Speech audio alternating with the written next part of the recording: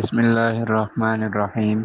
حرام کما کر حرام کی غذا کھانے سے ہونے والے نقصانات کے متعلق گفتگو کا سلسلہ چل رہا تھا، اور جب انسان کے دل پر شیطان کا قبضہ ہو تو لازمی سی بات ہے کہ وہ دل وہ اطمینان نہیں پا سکتا، وہ قرار نہیں پا سکتا، وہ سکون نہیں پا سکتا۔ ایسا دل جو ہے وہ ہمیشہ بے سکون رہے گا، اور اگر انسان سکون حاصل کرنا چاہتا ہے تو اس کا ایک ہی راستہ ہے، اور وہ اللہ تبارک و تعالی قرآن پاک کے اندر ارشاد فرماتے ہیں۔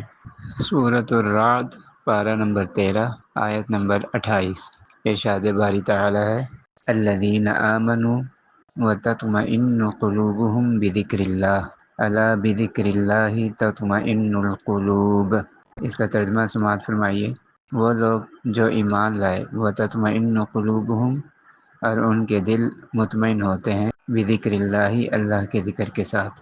الا بذکر اللہ تطمئن القلوب، خبردار، آگاہ رہو کہ دلوں کو اطمینان اللہ کے ذکر کے ساتھ ہی حاصل ہوتا ہے۔ اب یہ اللہ تبارک و تعالیٰ کا فرمان ہے، اور یہ اللہ تبارک و تعالیٰ نے پوری انسانیت کو ایک وظیفہ عطا فرمایا ہے کہ جب بھی تم یہ محسوس کرو کہ تمہیں بے چینی ہو رہی ہے، پریشانی ہو رہی ہے، دل میں بے سکونی ہے، اور دل کو قرار نہیں آتا، دل مطمئن نہیں ہوتا، تو کیا کرو؟ اللہ تعالیٰ نے خود انسان کو وظیفہ بتایا ہے، بلکہ ایک انسان کو نہیں، پوری انسانیت کو وظیفہ بتایا، اور یہ وظیفہ بالکل برحق اور سچ ہے، اللہ کا فرمان ہے۔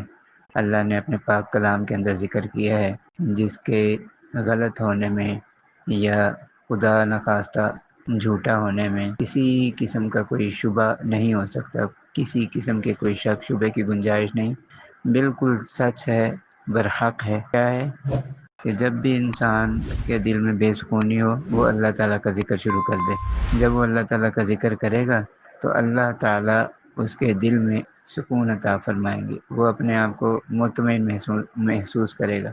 تو یہ دل کو سکون دلانے کا اور اطمینان دلانے کا سب سے بڑا وظیفہ اللہ تعالیٰ کا ذکر ہے، اور اللہ تعالیٰ کے ذکر کی کئی صورتیں ہیں۔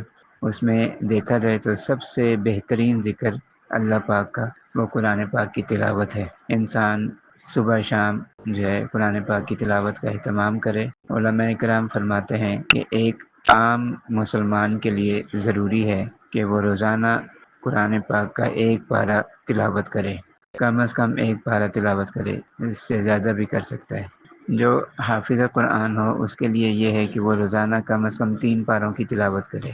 تو قرآن پاک کی تلاوت یہ سب سے بڑا وظیفہ ہے۔ اس کے بعد اگر انسان ذکر کرنا چاہتا ہے تو دوسرے نمبر پہ جو چیز آتی ہے وہ ہے درود شریف، تو درود شریف کی کثرت کا اہتمام کرے۔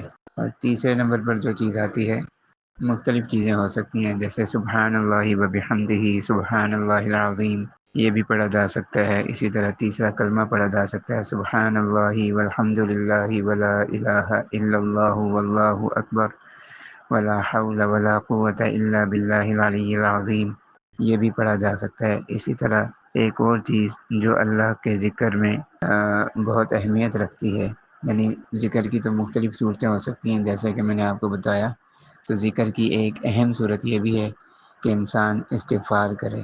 استغفر اللہ ربی من کل ذنب واتوب الیہ، استغفر اللہ الذی لا الہ الا هو الحی القیوم واتوب الیہ۔ اسی طرح یوں بھی پڑھ سکتا ہے استغفر اللہ ربی۔ تو بہرحال یہ مختلف صورتیں ہیں استغفار کی بھی اور اللہ کے ذکر کی بھی۔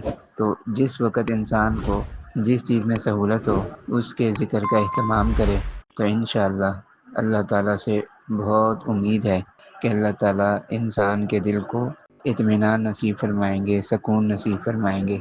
اللہ تعالیٰ سے دعا ہے کہ اللہ تعالیٰ ہم سب کو دلوں کا اطمینان اور سکون عطا فرمائے۔